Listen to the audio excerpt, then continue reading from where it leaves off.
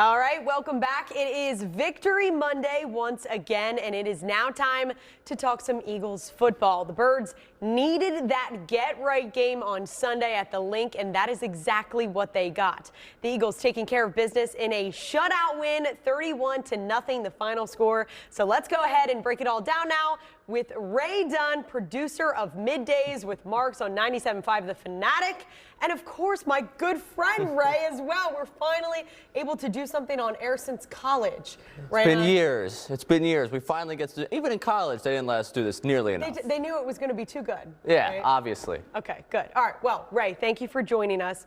I want to jump right into things.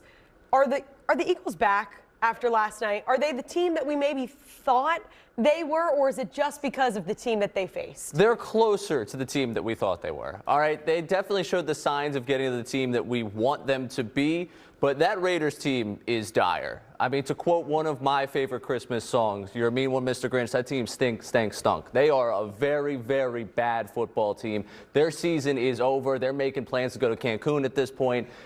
It showed in the way that they played in that game. And for the Eagles, it's good to see them show the signs, especially offensively. I think we all know what that defense could be and what it's been so far this season. But offensively, to show those signs, look a bit more exotic in the passing game, be able to set some things up off of the under center play action. You know, that's some things that you really wanted to see from this offense. You got to see it. Doesn't matter the opponent. That was encouraging. And as you said, regardless of the opponent, the offense certainly looked a lot better. Talk about maybe Jalen Hurts and his performance after one of maybe his worst. Yeah, we heard about it all week last week. We had some wild conversations last week, didn't we, about Jalen Hurts? It was good to see him bounce back. You always expect that, I think, from Jalen Hurts.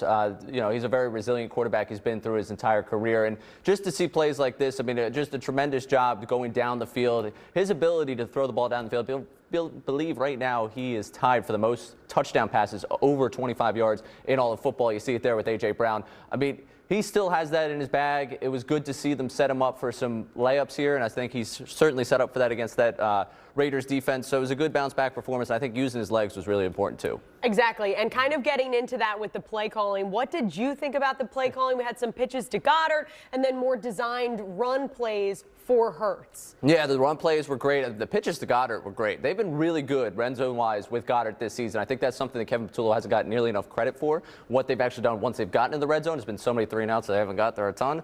But when they do get there, they're doing it well, and I thought the design runs open things up for this offense. It's a new dynamic to the running game, makes things easier for Saquon. It makes things easier just for everyone else to operate because the defense has so much more they have to deal with. And defensively now, I kind of want to turn the page.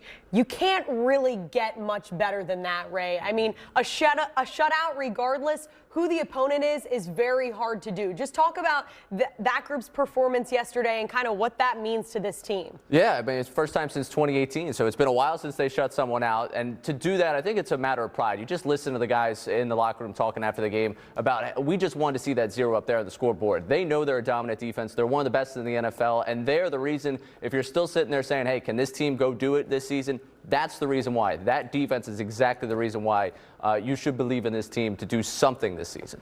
Now, I want to look ahead a little bit. We've got the Commanders twice, the Bills upcoming here after Christmas. I mean, how do you think the rest of the season really plays out? Well, that Raiders team's bad. That Commanders team's also pretty bad. The Commanders and Giants played a game yesterday that maybe 10 people watched in person. It was disgusting up there at MetLife. So the Commanders are not good right now. Obviously, they've had some injuries. Jane Daniels, the big thing there. I think the Eagles could take care of business against them. It'll be very interesting, that Bills game. That'll be kind of the buyback spot for a lot of people if you're a little hesitant like me looking at the opponents. But they still have the business to take care of in front of them. If they can rack up a couple of wins, get themselves a really good seed, you see what home field can be. If we get some more snow, we get some more cold. Some of these quarterbacks right now in the NFC playoff picture don't really deal with the cold too well, so that could be a key for this Eagles team going the rest of the way. And right, even bigger than that, than the rest of the season, does this Eagles team, do you think they have what it takes to run it back to the Super Bowl? You said if there is a sliver of hope, if there's something there, the defense kind of gives you that.